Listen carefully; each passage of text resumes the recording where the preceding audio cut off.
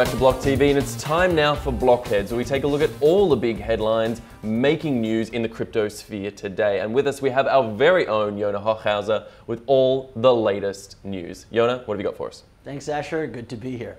Well, first up, we have Coindesk reporting how Coinbase custody now has $1 billion of crypto under management. Also by Coindesk, they found a study finds that most ransomware solutions just pay out crypto. Invest in Blockchain reports Coinbase hits trending on the App Store. The return of mass interest in Bitcoin is here. Cointelegraph reports Bitcoin Cash experiences bug during the scheduled hard fork update. And Crypto Syringe reports shocking NFL teams punt on player demands to be paid in Bitcoin. All right, Yona, so let's take it away with news of $1 billion, something I always love to hear about.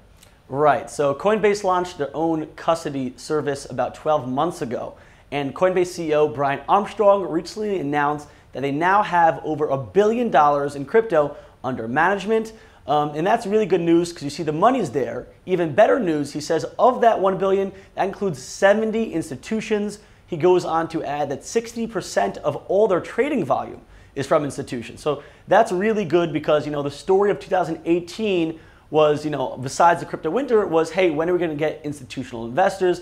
It seems like the institutions are here. They're doing a lot of trading. There's been a lot of noise also about, different firms opening up over the counter trading, which investors in institutions really love as well. So this is really good news. Definitely following the good news that Bitcoin is up. I'm guessing we don't yet know the identities of these 70 institutions at this stage. Right. Yeah. I mean, like everything with cryptocurrency, one of the pros is kind of being anonymous, so of course here, no, they don't just throw it out there. It's not good for business, for him to be throwing out customer names. No, certainly not throwing out customer names, but I guess at least we know there's some players in the field. Hopefully, many more will join in the future. All right, now turn to our next story, and always a fun topic: ransomware back in the headlines. Right. So ransomware. So pretty much, ransomware is when hackers get into your computer and they lock your data and then ask for ransom, usually in cryptocurrency, for them to unlock the data for you. It's kind of like kidnapping your data.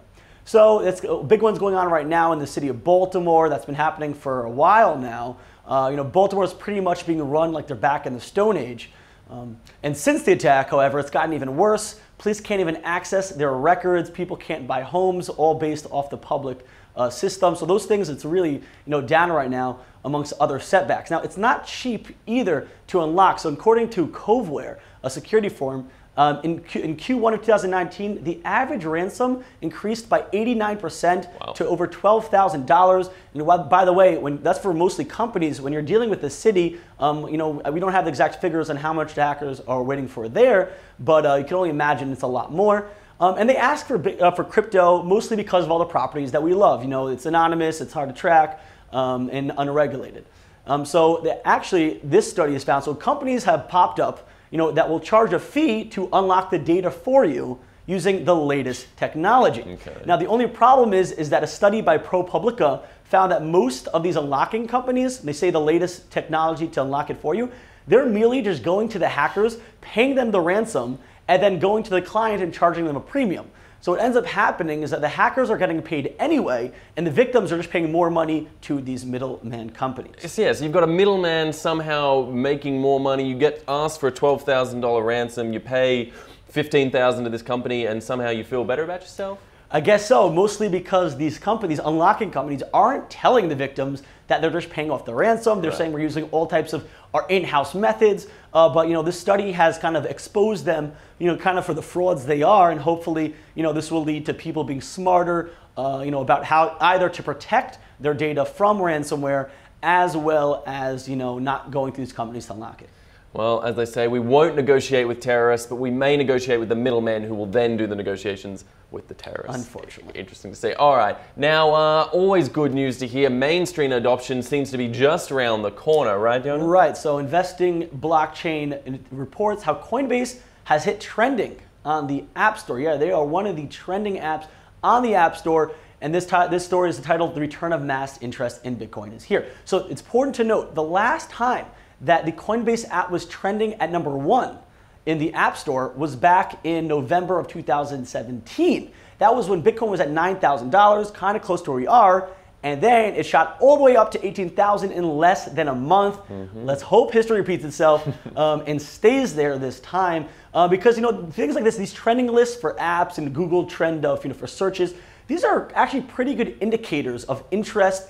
Also in amongst the common folk, into certain markets, especially here into Bitcoin and into crypto. It means that people are saying, hey, maybe it's time that I invest as well, and so this will help to drive adoption as well. You've got to bring more common folk into the market there, Yona. I like your turn of phrase on that one. Glad to see that you and I don't fall into that category of common folk. Yeah, no, mere plebeians. Yeah. We're class above, we're the elite, right? The Bitcoin elite. And hopefully we could get the BLOCKTV app trending as well. Hey, download that BLOCKTV app. Yeah, definitely so. That should be right there behind Coinbase. That should be the second app you download. You need the news, guys. If you're gonna invest, you need the news. Let's make it first. Exactly.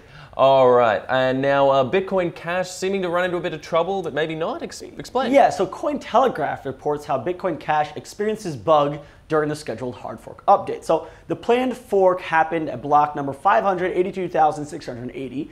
What was unplanned was the issues that the network started to experience with the transactions. So starting from the fork, most of the blocks mined were only processing on Coinbase, while BitMEX had a mempool of over 1,600 transactions that just were sitting there not being processed at all.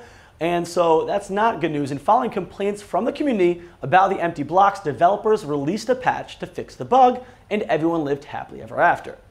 Except that's not what really happened, because according to Hacked, it actually was an attack or a malicious attack that tried to take advantage of the bug, and that's what caused the empty block. So there always was a bug in the code that allowed for this malicious activity, but an attacker apparently waited for the fork, so it has a good opportunity to take advantage of it.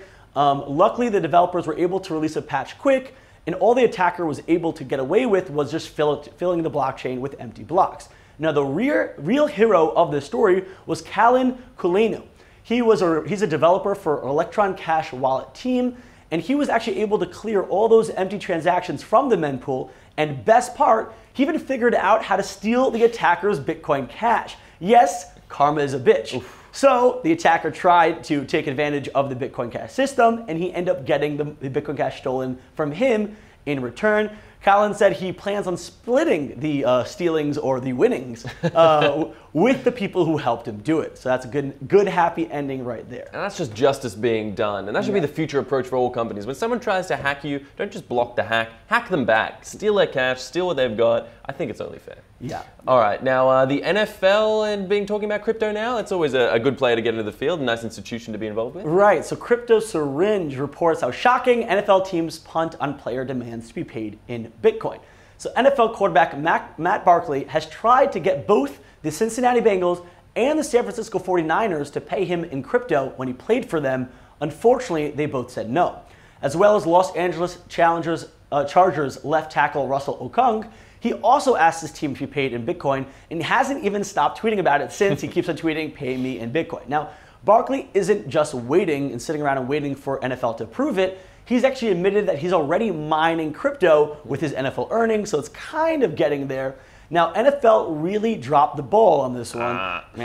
Well, because it's a little unclear, because they haven't really said why they're refusing. It could be because of the various tax issues.